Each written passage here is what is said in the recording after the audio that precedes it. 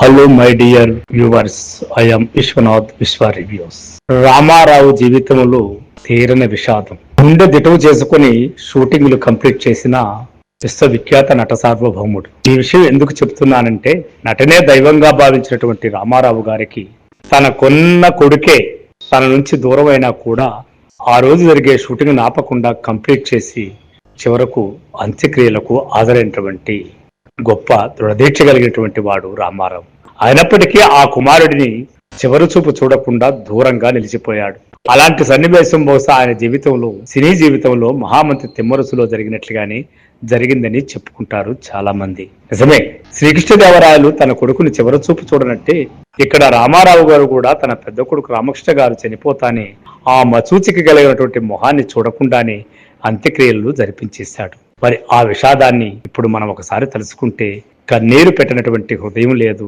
Nataratna NT Ramarao గారు తన 20వ ఏట మేనమామ కాట్రగడ్డ చెంచయ్య కుమార్తె బసవతారకమ్మను వివాహం చేసుకున్నారు. 1942 మే తెల్లవారుజామున 3:23 కృష్ణా జిల్లా గుడివాడ పట్టణ సమీప గ్రామమైన కొమరవోలులో జరిగింది ఆ పెళ్లి. ఈ పుణ్య దంపతులకే 8 మంది మగపిల్లలు, 4 ఆడపిల్లలు. తనది హరిహరనాథ తత్వం అని చెప్పేవారట రామారావు గారు. అందుకే మగపిల్లలకు రామకృష్ణ, జయకృష్ణ, సాయికృష్ణ, హరికృష్ణ, మోహనకృష్ణ, బాలకృష్ణ, రామకృష్ణ, జయశంకర కృష్ణ అని పేర్లు పెట్టినట్టుగానే ఆడపిల్లలకు ఈశ్వరు నామాన్ని గుర్తు చేసేటట్టుగా లోకేశ్వరి, పురంధేశ్వరి, భువనేశ్వరి, ఉమామహేశ్వరి అని పెట్టుకున్నారు.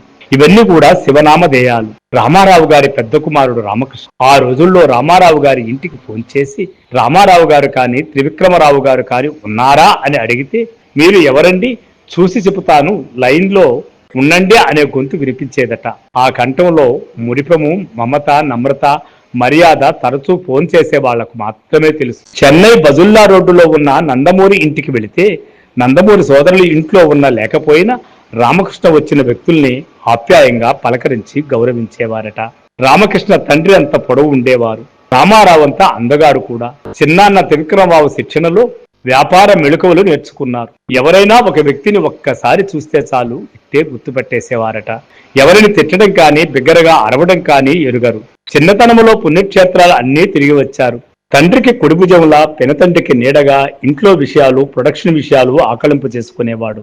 మరో 4-5 ఏళ్లు బ్రతికి ఉంటే రామారావు గారు రామకృష్ణను హీరోగా పరిచయం చేసేవారు. 17 ఏళ్ల వయసులో తల్లిదండ్రులకు పుత్రశోకం మిగిల్చి ఈ లోకం వదిలిపెట్టిపోయారు రామకృష్ణ. కాకతాళీయమైన కొన్ని సంఘటనలు చాలా విచిత్రం అనిపిస్తాయి. రామారావు గారు నటించిన మహామంత్రి తిమ్మరుసు చిత్రంలో ఒక సన్నివేశం ఉంది. రాయలవారి తనయుడు చిన్నారి తిరుమల రాయుని పుట్టినరోజును దగ్గరకు తీసుకుని తనయుడిని సంతృప్తిగా ముద్దాడి శిరస్సును అక్షతలు చల్లి ఆశీర్వదించి యుద్ధానికి వెళ్లిపోతాడు. రాయలవారు తండ్రి వెళ్లిన కొన్ని గంటలకే యుద్ధానికి వెళ్లిపోతాడు. రాయలవారు తండ్రి వెళ్లిన కొన్ని గంటలకి హంవీరుని కుట్రకు తిరుమల రాయలు బలై విషప్రయోగం వల్ల ప్రాణాలు కోల్పోతాడు. విషయం తెలుసుకుని తిరిగి వచ్చిన రాయలవారు కుమారుని మృతదేహాన్ని చూడటానికి తిరస్కరిస్తాడు. చివరిసారిగా తను చూసిన ముద్దుల రూపమే మదిలో గుర్తుండిపోయిందని, విషప్రయోగం వల్లనే నల్లగా కనిపించిన ఆ శరీరాన్ని చూడలేనని, అంత్యక్రియలు కానివ్వమని చెబుతాడు. ఈ సన్నివేశాలను 1962 ఫిబ్రవరి నెలలో చిత్రీకరించారు.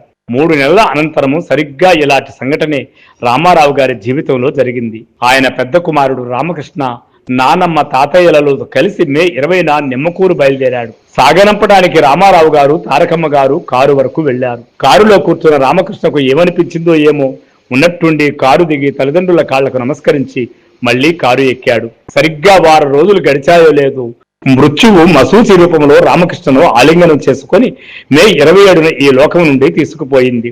ఈ వార్త తెలిసిన సమయానికి ఇరుగు పొరుగు చిత్ర షూటింగ్ లో ఉన్నారు రామారావు గారు. మధ్యలో షూటింగ్ ఆపకుండా గంభీర వదనంతో పనిచేశారు. ఆ తర్వాత మేకప్ రూమ్ లో మేకప్ తీయగానే అంతవరకు ఆపుకున్న కన్నీరు ప్రవాహంలా వచ్చాయి. ఆయన ఓదార్చడం ఎవరి వల్ల కాలేదు. ఆ తరువాత అంతా కలిసి నిమ్మకూరు వెళ్లారు. కుమారుడిని చివరిసారిగా చూడమని కోరినప్పుడు రామారావు గారు తిరస్కరించారట.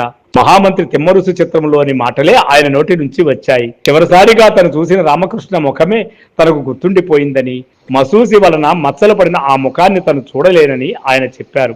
రామారావు గారి కోరికపై తదనంతర కార్యక్రమాలు పెద్దలే నిర్వహించారు. అంత చిత్రాలు పూర్తి చేసుకోవడమే కాకుండా విభిన్న పాత్రలు పోషించి విజయవంతమైన హీరోగా పేరు తెచ్చుకొని యాక్టివ్ మూడ్ లో ఉన్న రామారావు గారి జీవితంలో 1962వ సంవత్సరం అలా విషాదాన్ని నింపింది.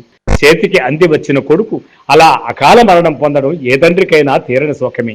అయితే ఎన్నో రకాల పాత్రలు పోషించడం వల్ల వేదాంతము, విజ్ఞానము, అంత్య పరిపక్వత, సత్యశోధన రామారావు గారికి ఉండటం వల్లనే ఈ దుర్ఘటన ఆయనను ఏమాత్రం కుంగతీయలేదు. వారి తల్లిదండ్రులకు మాత్రం అదే ఒక్క శాశ్వత బాధగా మిగిలిపోయింది. ఆ సమయంలో శ్రీకృష్ణ పాండవీయము చిత్రం నిర్మించే సన్నాహాల్లో ఉన్నారు రామారావు గారు. తన కుమారుడి జ్ఞాపక చిహ్నంగా రామకృష్ణ ఎన్ఏటి కంబైన్స్ అన్న బ్యానర్ పేరు మార్చి ఆ చిత్రం నిర్మించారు.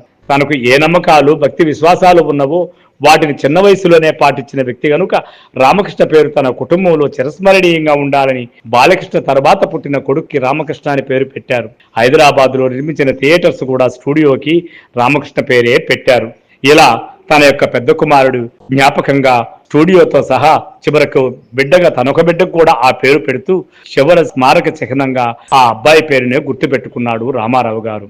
నిజంగా అణుకువగా, మెలకువగా అన్ని అకలింపు చేసుకుని చిన్న వయసులోనే పెద్ద బాధ్యత నిర్వహించినటువంటి రామకృష్ణ అకాల మరణం చెందడము రామారావు కుటుంబానికే తీరని లోటని చెప్పక తప్పదు. సో ఫ్రెండ్స్, రామకృష్ణ వ్యక్తిత్వం గాని మీకు నచ్చినట్లయితే మా వీడియో కథనాన్ని సబ్స్క్రైబ్ చేయండి, లైక్ చేయండి, షేర్ చేయండి. Thank you. I am Vishwanath, Vishwa reviews.